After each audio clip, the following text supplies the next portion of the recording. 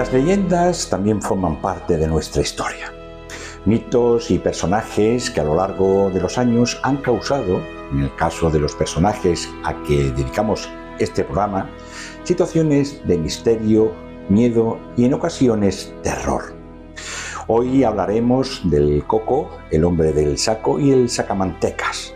Si bien intentaremos hacer una presentación de la información, mejor dicha, que hemos recabado sobre estos personajes, lo cierto es que en algunos casos se presentan como seres diferentes y en otros como denominaciones de un único personaje, por lo que la historia sobre los mismos se entremezcla.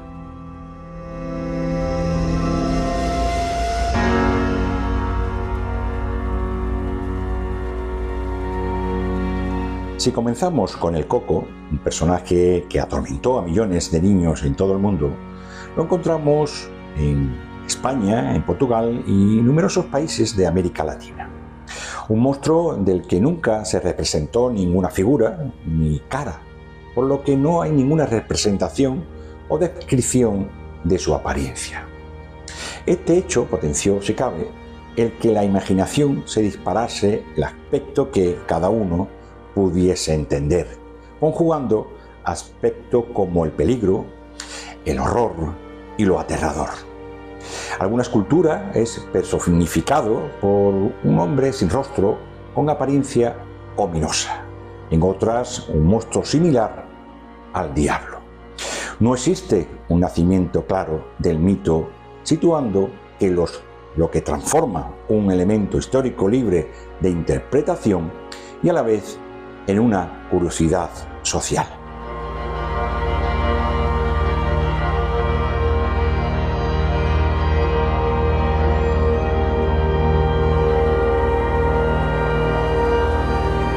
El Coco es utilizado como medio para imponer tabúes y garantizar que los niños duerman cuando se le indica, advirtiéndoles que en el caso de desobedecer, el Coco los perseguirá para castigarlos, o bien se los come o bien se los lleva para no regresar jamás. Llama la atención en este monstruo el hecho de que se hayan convertido en el protagonista de una canción de cuna o nana. Esa canción que seguramente desde los inicios de la civilización todos los pueblos han cantado a los niños y que tendrían como objetivo arrullar a los bebés para que se durmieran merecidos por el sonido armónico de la canción. Nana que combina palabras, música y vaivén y que es esencialmente efectiva.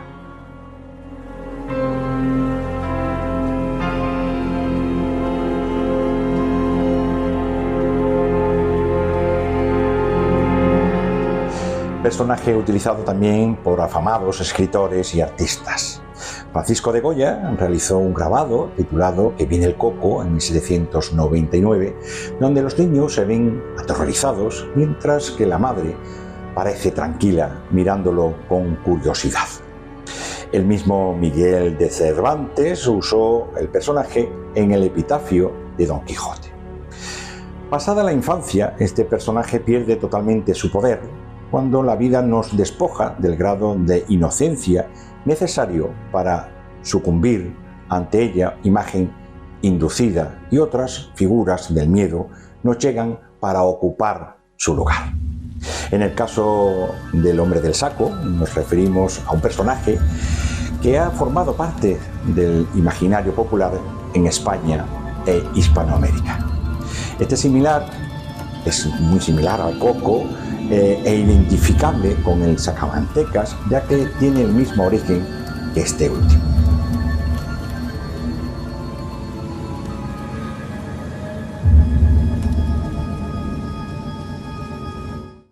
Al hombre del saco se le suele representar como un hombre que vaga por las calles cuando ya ha anochecido en busca de niños para llevárselos en su gran saco a un lugar desconocido. Hay muchas variaciones en cuanto a por qué el hombre del saco se aprovecha de sus víctimas. La mayoría de las versiones del hombre del saco vendrán después, si han sido traviesos, y han desobedecido a sus padres de alguna manera. Si bien se desconoce su origen, tal vez este pudiese asociarse al descuidado aspecto que mostraban los mendigos e indigentes que formaban parte de la vida urbana, y en busca de algo de alimento o posibles valores entre los restos de la basura, guardaban lo que encontraban junto con la mayoría de sus pertenencias en ese saco.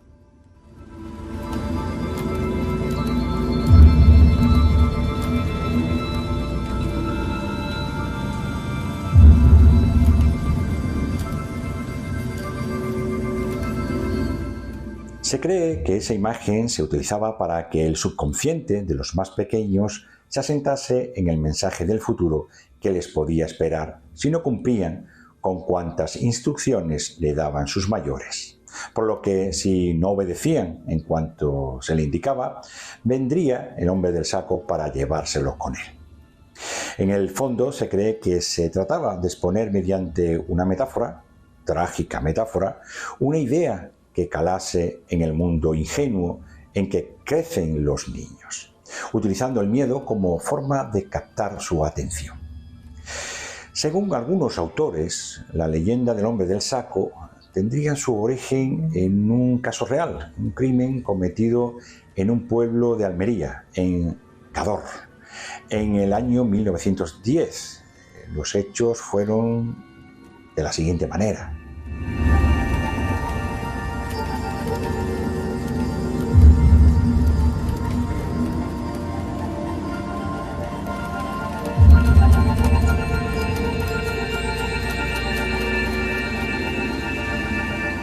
Un hombre de nombre Francisco Ortega el Moruno se encontraba en grave estado por sufrir tuberculosis. Desesperado ante la falta de cura por parte de los médicos, acudió, como era costumbre en aquellos años, a la consulta de una curandera, de nombre Agustina Rodríguez. Esta, tras estudiar su caso, le hizo ver que la única posibilidad de obtener cura sería con la ayuda de otro curandero, Francisco Leona. El enfermo acudió junto al curandero, quien le dijo que para curarse debía hacer dos cosas: beber sangre de un niño sano y aplicar unos emplastos de las mantecas del mismo niño sobre su pecho.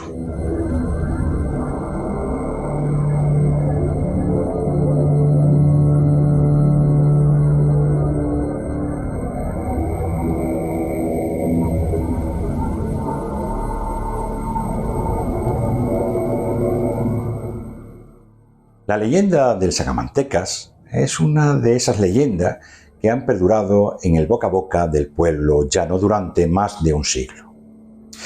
Durante muchas décadas, esta terrible historia aterrorizó a los niños y no tan niños de España. Este personaje se caracterizó de ser un asustador de niños, algo muy parecido al Coco o al hombre del saco. Sus orígenes se debe principalmente a que en la Edad Media se pensaba que la grasa corporal tenía propiedades curativas. Los padres que encontraron un filón en ella para mantener a sus hijos a raya le inculcaba en lo más hondo de su imaginario que en el momento menos pensado un ser monstruoso apareciera para secuestrarlos si permanecían en la calle a horas poco adecuadas o incumpliendo las órdenes de sus progenitores.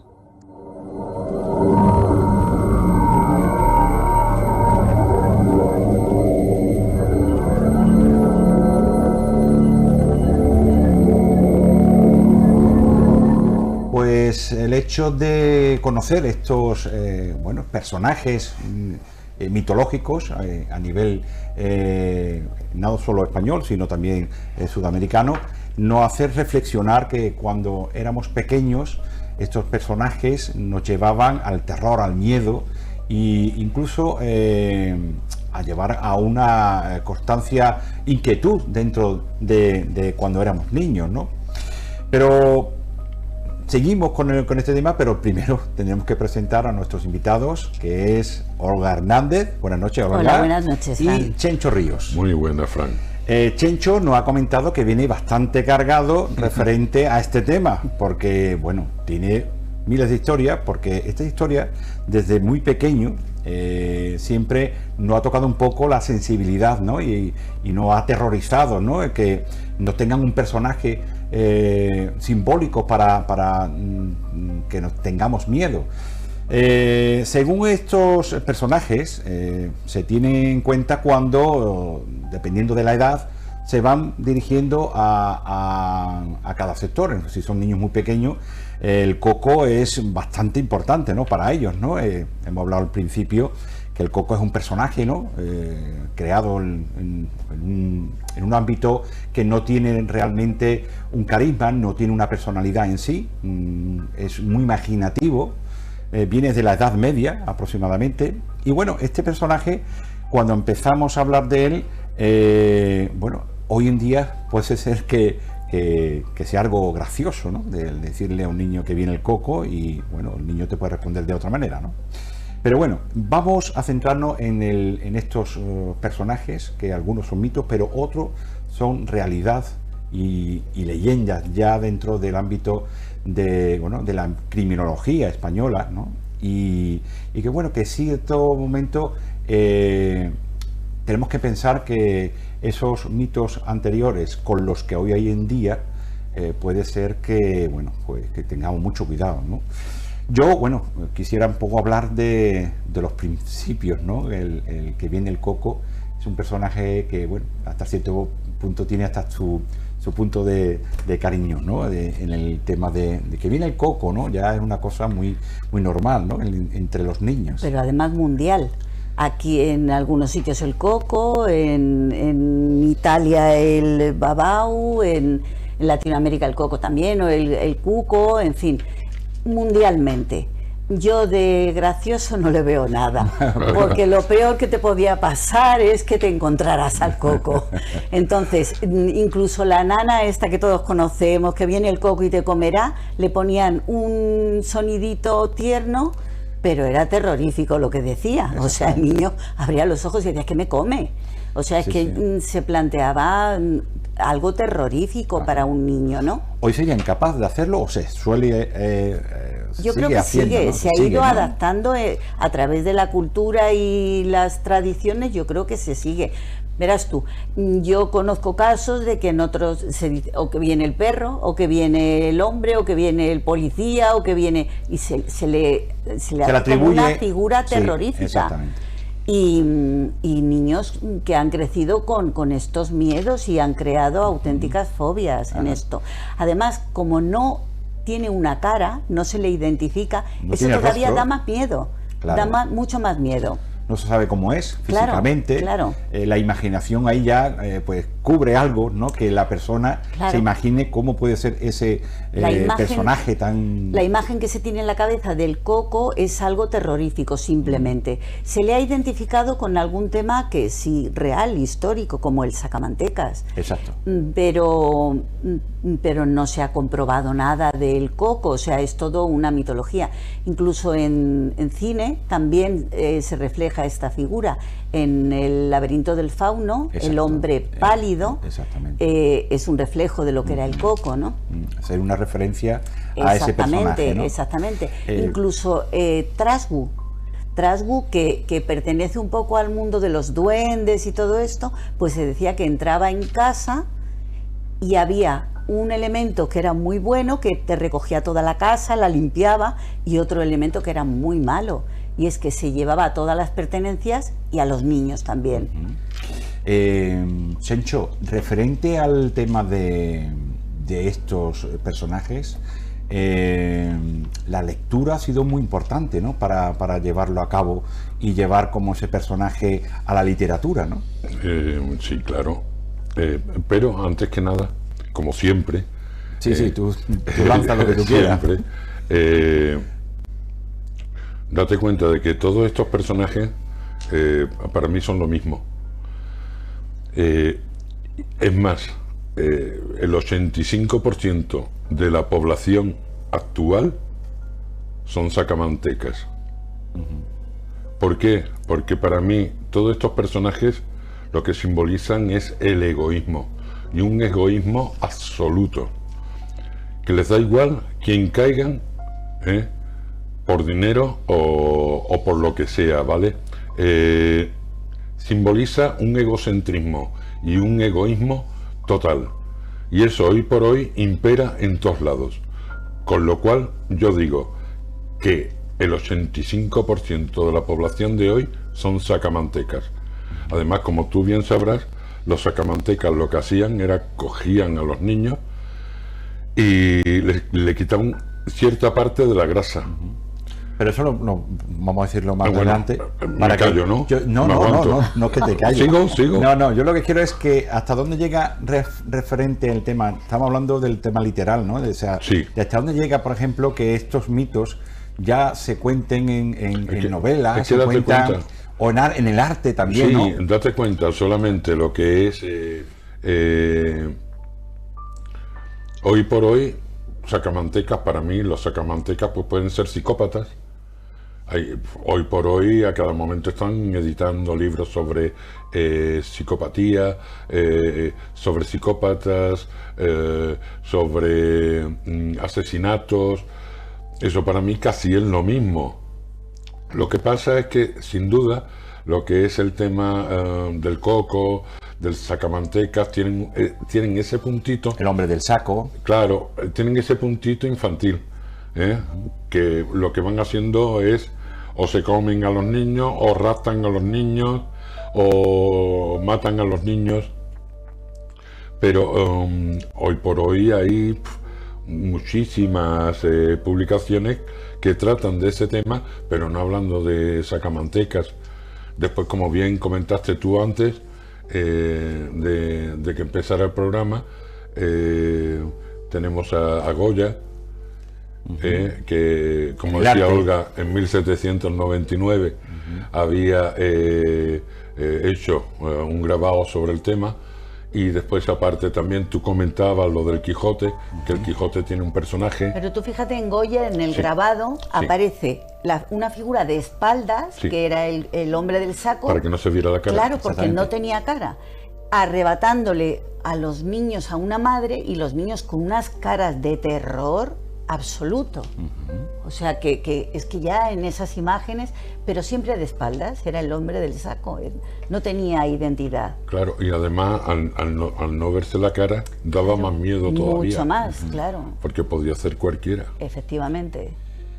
El hecho de, por ejemplo, de que estos personajes, ya no solo en el arte, ¿no?, en la literatura, lleven a cabo este ritual, se puede decir, de terror y de miedo, en los niños, y también no más niños, también algunos suelen tener miedo, pues ya iremos hablando de cada personaje. Estamos hablando del coco, luego pasaremos al hombre del saco. Quien no ha escuchado el hombre del saco, de dónde proviene también el hombre del saco, y luego por lo que estaba hablando Chencho referente al sacamantecas. Sacamantecas es un personaje también que ya va por otros caminos diferentes a los otros personajes, ya que son reales, no son personajes creados o ilusionados por un artista o alguien que, se inventa algo para que los niños se asusten. De hecho, nosotros desde pequeño, aquí no le han dicho que viene el coco, ten cuidado con el hombre del saco, todo eso, siempre esos miedos desde pequeño lo hemos tenido. Pero, Olga, ¿qué recuerdas de cuando eras pequeña y que el hombre del coco, el coco va a venir, o por ejemplo el hombre del saco? Totalmente, o sea, esto era algo, en mi generación existía, y ahora incluso, esto se ha ido acoplando a diferentes culturas y tradiciones en España y en todas partes, y se ha identificado con algo, el coco, que no está comprobado ni ha existido realmente, es ficción total, con mitología y con temas reales, porque el sacamantecas fue real. Claro. Y el trasgu que te he dicho en Asturias fue un tema mitológico. Era un hombre que decían extraño, con un agujero en la mano izquierda, era ladrón y entraba en las casas y se llevaba las cosas. Y era mitológico. Era, el hombre del saco es un personaje también, bueno, porque dependiendo de la edad, primero es el coco, después pasa al hombre del saco y después ya pasamos al sacamantecas. Cuando pasamos al hombre del saco tenemos una edad un poquito más avanzada, porque ya lo del coco, niños más mayores no se creen, o niñas no se creen el tema del coco, pero sí había que buscarle otra forma para que los padres pudieran retener de alguna forma y a tenerles miedo de alguna forma a estos niños, ¿no? Que eran más activos, tenían otras formas de vida diferentes a los más pequeños, y le metían el tema del hombre del saco. El hombre del saco... También, aparte del hombre del saco, también metían el infierno, por ejemplo. Exactamente, al diablo. El diablo. Exactamente. Y lo que es, bueno, una cosa muy curiosa. Yo creo que todos estos personajes tuvieron su realidad. Fueron personajes reales y se basaron en ellos para crear esos mitos. De hecho, fíjate en Holanda, que viene el duque de Alba, muy fuerte, y eso fue por la guerra de Flandes que este hombre hizo allí atrocidades. Sí. ¿Qué ocurre con ello?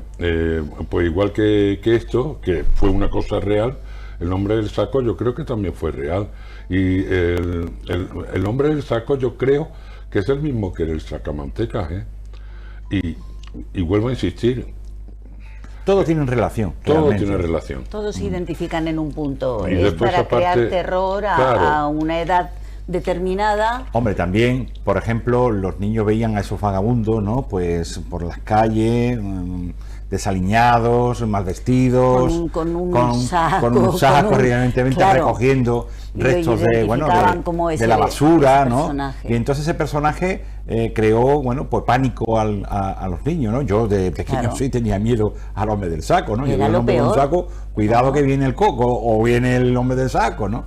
Pero en sí, estos miedos internos que tenemos desde pequeños incluso nos pueden afectar cuando seamos mayores también, ¿no? Que ya pasamos a otro término, un término ya un poco más fuerte, que son ya los asesinos, que son los que ya llegamos a un término mucho más, bueno, con mucho más cuidado, ¿no?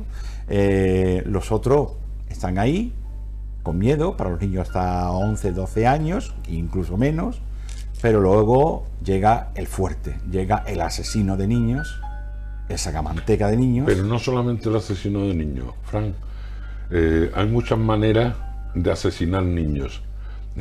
Yo no me quedaría solamente con el asesino de niños. También hay ciertos fondos buitres, que a cuenta de esos fondos buitres hay familias enteras que se quedan sin nada, y que eso va llevando a una serie de problemas y va hundiendo muchísimas familias, inclusive hasta puede llevar a mucha gente al suicidio. Y luego aparte también lo que comentaba al principio, que es el mundo de hoy. El mundo de hoy hay muchísima gente que sacrificaría cualquier cosa para conseguir dinero, para tener una estabilidad, para tener una seguridad y para estar de lujo. Sí, pero eso estamos hablando de otro tipo de miedo. O sea, un tipo para mí de es miedo, lo mismo. Sí, claro, bueno, pero no es lo mismo que, bueno, tenemos lo que tú estás comentando, pero eso es un tipo de miedo más al día a día. No te lo inculca desde pequeño, ¿entiendes? El miedo de que a ti te inculca desde pequeño es un personaje. Ya cuando seamos mayores tenemos muchos tipos de miedo. No solamente claro, el tema de decir el banco el banco no sé qué, o lo que sea. Yo creo que aquí no se trata un control de los mayores a los pequeños. No se trata que venga, por ejemplo, a decirnos que hay muchos, bueno, entre comillas, sinvergüenzas que nos están ahogando en esta sociedad. Pero yo me voy más al mito, a la leyenda, ¿no? De lo a que es un elemento de decir. Yo es que estoy tan centrado en eso por lo que es el sacamanteca. Ya. Bueno, pero... Y para mí todos eran igual que el sacamanteca, entonces sí, eso me para ti lleva... el sacamanteca es eso. Sí. Bueno, pero... Bueno, cuando lleguemos ahora al sacamanteca... le da caña al sacamanteca. Bueno, pues vamos a hacer un paro en el camino, vamos a irnos a publicidad y enseguida volvemos otra vez con el sacamantecas.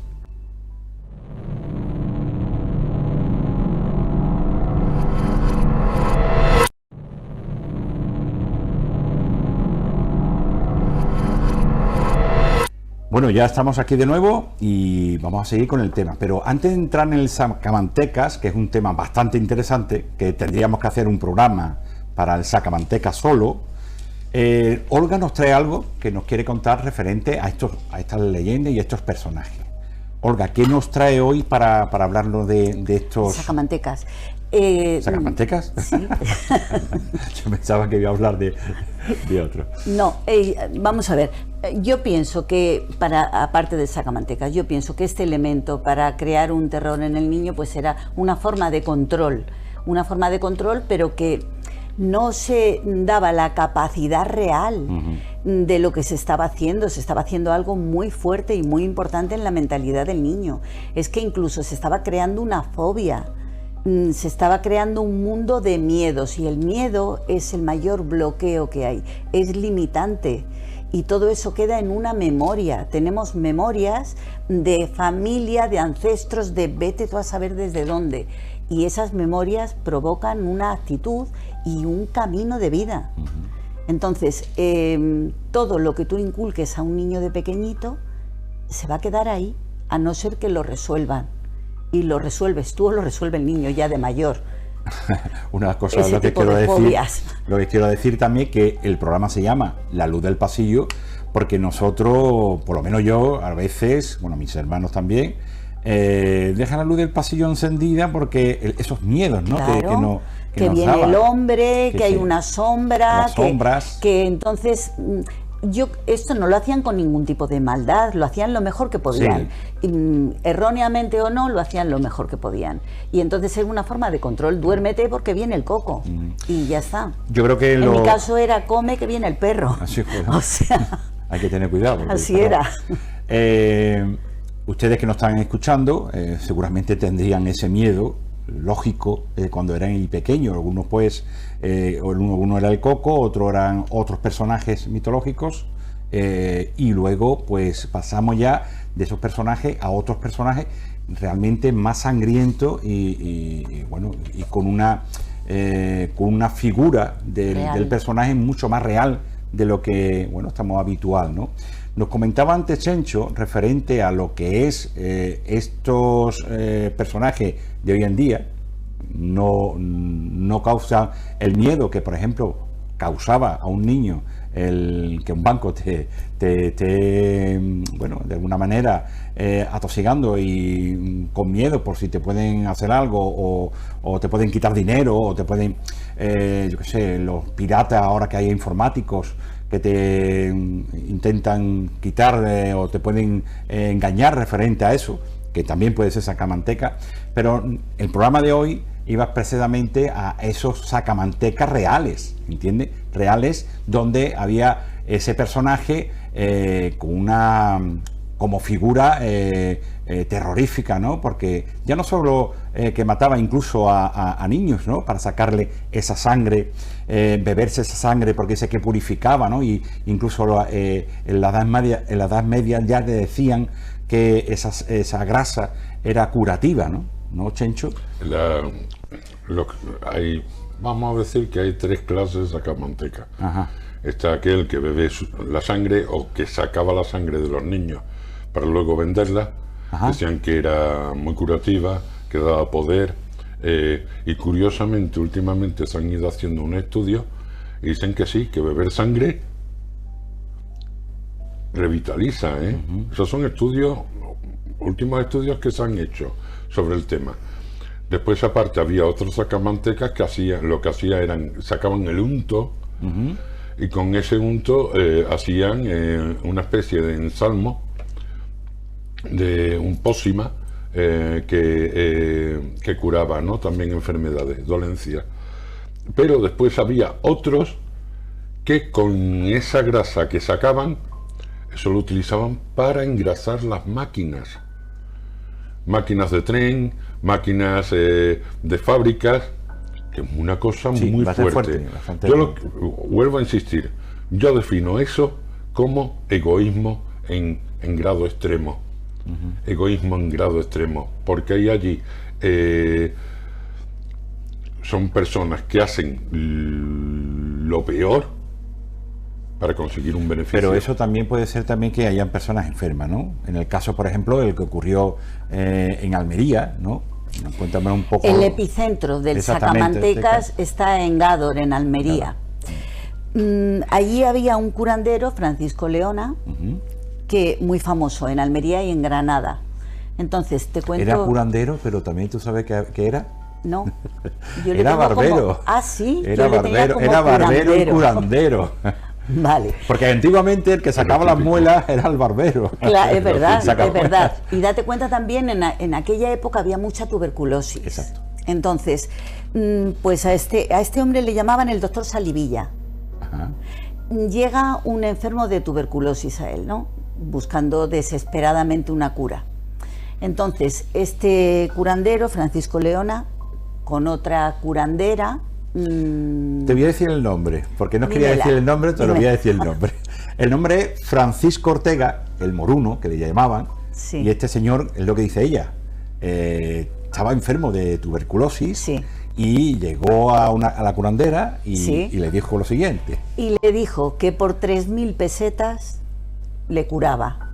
La cura consistía en sacar la sangre de un niño y las mantecas, en este caso eran los intestinos. Los tenía que poner en el abdomen del enfermo, atárselos y dormir toda la noche. Con eso dicen que sudaba la enfermedad. Y tomarse la sangre de un niño pequeño. Entonces tenían que buscar al asesino. El asesino era el hijo de la curandera, que era un elemento también importante en el pueblo. Decían que arrancaba de un mordisco los cuellos de las aves. Entonces, pues accede. Un niño de 7 años se va al colegio como todos los días y ya no vuelve a su casa. Esta era la víctima. Se echa todo el pueblo a la calle a buscar al niño y no le encuentran, el niño desaparecido. Llega a la policía el hijo de esta curandera, el asesino, y dice dónde está el cadáver. Está en un barranco. Y que él es el culpable. Entonces la policía no le hace caso porque no es habitual que el asesino vaya diciendo soy yo y el niño está allí. Pero bueno, al final le encuentran y efectivamente estaba allí.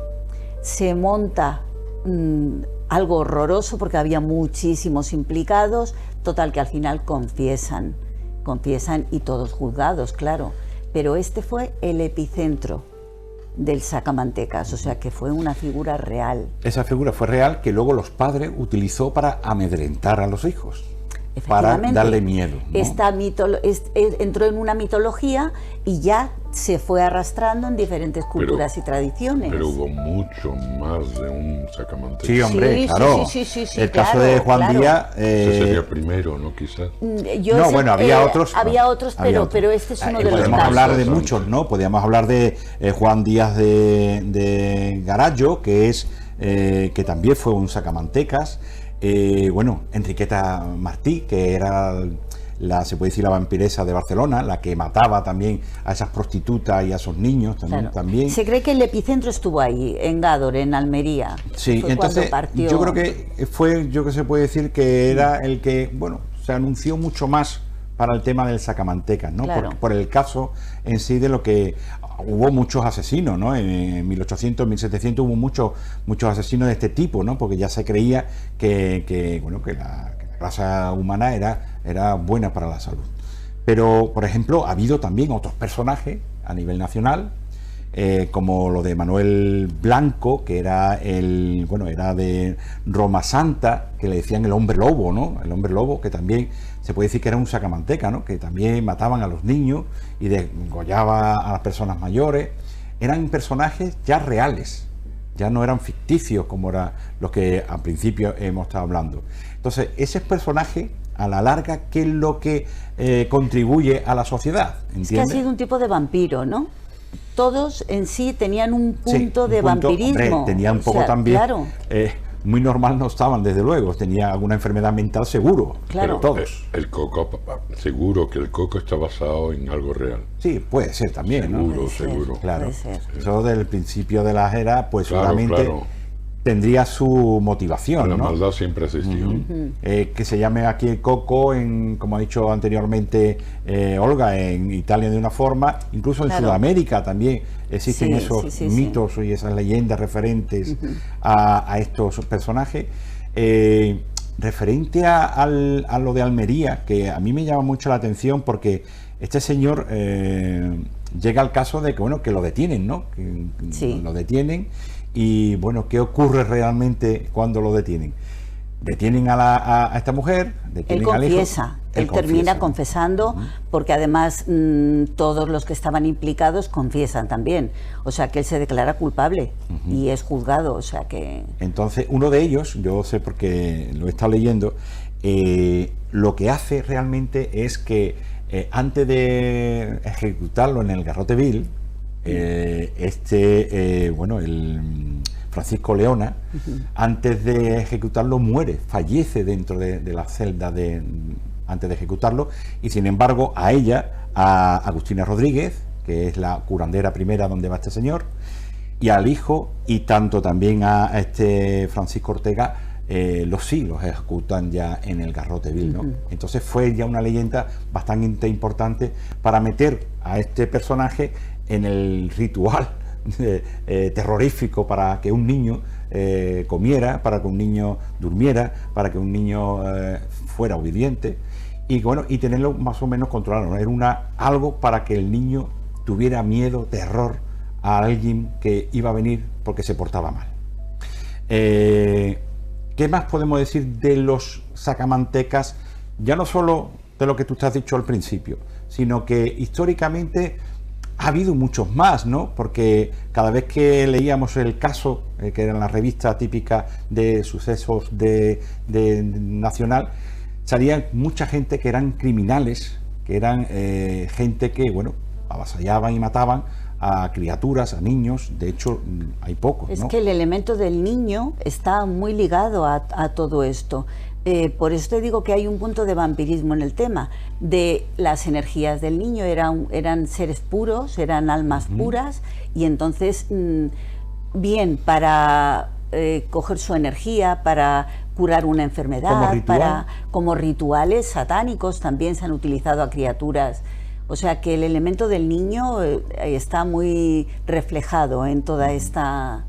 En todo este tema, ¿no? Yo estoy hablando con mi compañera, que es Laura Menacho, que es psicóloga, algún día vendrá con nosotros, y le comenté esta mañana que si era posible, de alguna manera, asustar a los niños cuando eran pequeños, ¿no? Ya me dicen, hoy en día hay que tener mucho cuidado porque, bueno, no hay que asustarlo, sino que llevarlo a la realidad, ¿no? A un personaje más real. Los niños son conscientes hasta que no pasa una edad, hasta los 6 o 7 años, cuando ya el niño retiene esa información para que tú lo puedas llevar a cabo o encaminarlo de alguna manera. Los niños más pequeños pues cuesta más tiempo bueno, adaptarse a una información que tú le estás dando, pero que no retienen, sino que se lo olvida. A partir de los 7 años, estos niños pues van teniendo ya nociones y creando ya personajes imaginarios de algún mito o alguna leyenda o de algún personaje que le cause terror. Ella me dice, no es adecuado hoy en día hacerlo, pero sí es verdad que era efectivo en aquella época, ¿no? Era efectivo porque hoy en día los niños no se distraen como se distraían hace 50 años. Que en aquella época, en la generación mía, por ejemplo, y tal, todavía no existía lo que se llama ahora terrores nocturnos. Ahora sí. Esos terrores los teníamos porque no es nuevo, pero ahora sí se identifica como un suceso que hay que resolver. Claro, son cosas que tenemos que llevar a cabo, teniendo mucho cuidado hoy en día, porque bueno, el niño puede llegar a una fase incluso enfermiza, ¿no? De decir, conozco casos de personas que con 15, 16 años son incapaces de dormir con la luz apagada, ¿entiendes? Y entonces pues ya llega a un momento más crítico, ¿no? Y después, aparte, en lo que es la sociedad en sí, no para de meter miedo, no para de meter miedo, y la gente está, vamos, dentro de pánico. De hecho, uno de los grandes problemas que tenemos hoy por hoy son los suicidios, y sobre todo de gente joven, curiosamente, y es por eso. Ya no es que los padres vayan metiendo miedo, sino que es la sociedad en sí la que va metiendo miedo por todo. Es indudable que el miedo es el control.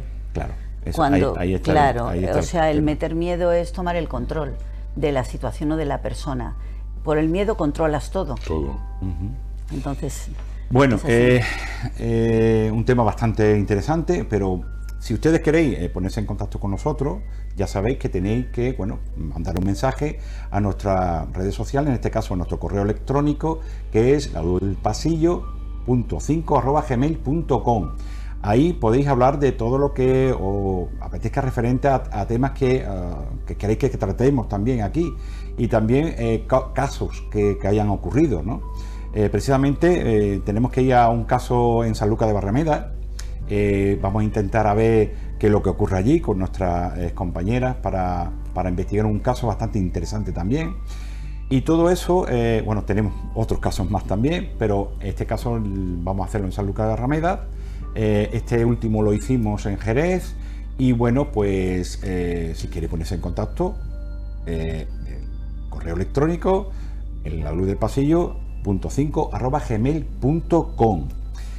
Un tema bastante interesante, por lo menos yo lo he intentado encaminar con el tema del miedo infantil, pero también adulto, ¿no? Porque es decir, sacamantecas ya son asesinos, son... Hombre, impone. Claro, ¿Cómo no va a imponer? que viene el sacamantecas puede ser algo más... No, una persona que mata a un niño para sacarle la grasa, por Dios, Y la que sangre. es capaz de sacarle la grasa y la sangre, de matarlo por unos intereses económicos, imagínate lo que no será capaz de hacer esa persona. Y eso impone mucho, Claro. se impone muchísimo. Es igual hoy por hoy, yo que sé, los mercenarios que a lo mejor por 300 euros pues son capaces de matar a un negro allí en África. Bueno, en África, Sudamérica, en cualquier lado. en cualquier sitio. En todas partes. Y lo que pues lo mismo, un sacamantecas más. Claro, es un... Eh, actual. Y sí, claro, y después lo que sí quiero hacer hincapié es que hay muchas personas que están trabajando para ciertas empresas que controlan de una manera o de otra la situación económica, que están haciendo mucho mal. Y estas personas, como son trabajadores que están trabajando para esa empresa, pues se lavan las manos. No, esas personas están metidas dentro de esa empresa, y esas personas son los que están haciendo funcionar esa empresa. Y aquellos daños que va creando esa empresa es por culpa de esas personas. Con eso lo que quiero decir es lo mismo de siempre: egoísmo. Un egoísmo voraz, buscando solamente lo económico. Olga, después de que te has preparado eso, dime una reflexión tuya referente a qué son estos miedos que Yo ocasionan pienso esas que personas. los miedos son limitantes totalmente. Y luego pienso que todo lo que decimos lo creamos. Los decretos son tremendamente efectivos. Tú recuerda cuando eras pequeño que tu madre te decía: te vas a caer. ¿Y qué pasaba? Que te caías. Entonces, ese tipo de decretos, las cosas que se dicen tienen mucha carga. Todo lo que se le dice, imagínate a un niño que es una esponjita que está recibiendo toda esa iniciativa tuya, intención, Esa información, y él la está procesando de determinada manera. Y si la procesa con un miedo, estás haciendo algo limitante para ese niño. Entonces, no estoy juzgando a lo que nos han hecho a nosotros con el coco, con todo esto, porque se hacía lo mejor que se podía, como te he dicho antes, pero yo creo que ahora ya que que tenemos otro tipo de preparación y todo esto, deberíamos evitar esos miedos que pueden provocar serios problemas en la edad adulta.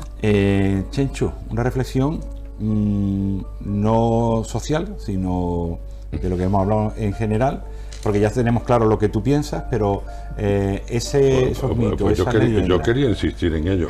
Yo lo que quiero insistir es que lo que es antes, sí, se le metía miedo con el sacamantecas. Hoy por hoy no, pero el miedo lo va recogiendo el crío mediante lo que va viendo en la televisión.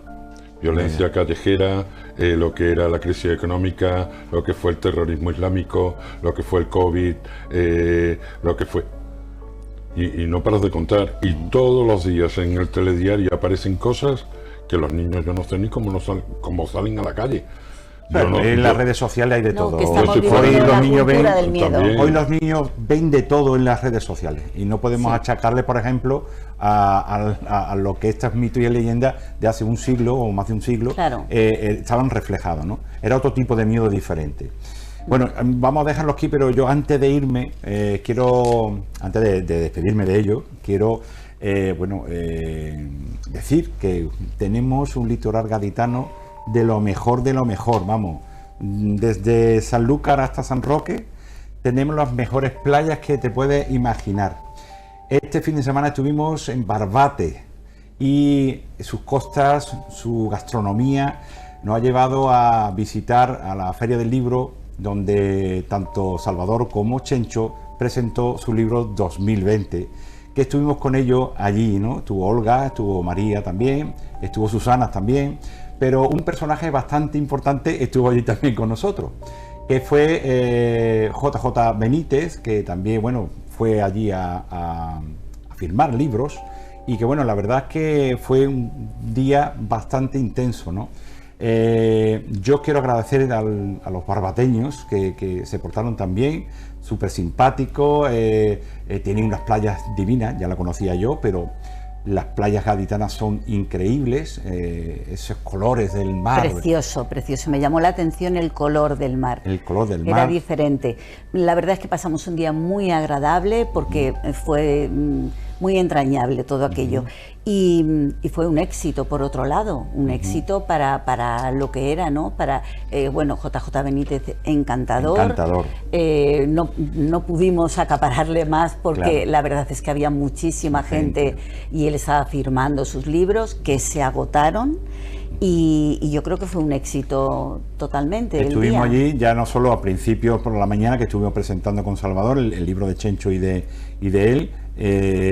Estuvo muy bien, estuvo Susana también, Villegas de Burgos, estuvo con nosotros también, y estuvo también María, que incluso María le regaló uno de sus libros a JJ Benítez, ¿no? Y él se interesó bastante por su libro, ¿no?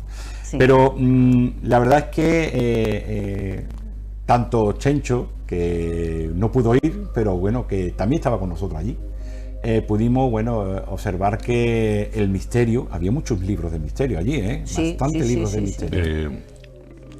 Quiero comentar que JJ Benítez hace años fue cliente de mi librería, la que tenía yo en Cádiz, y mira que habrán pasado personas por la librería y a mí me dejaron marca 2 personas. Uno fue JJ Benítez y el otro fue Guillermo Pérez Villalta. Personas que conocía yo de su trabajo, de haberlos visto en medios, en prensa, y yo cuando los conocí en persona, eso fue un antes y un después. JJ Benítez es súper sencillo, súper educado, es una persona que es muy serio, pero se le nota que tiene un corazón de oro. A mí me impresiona mucho.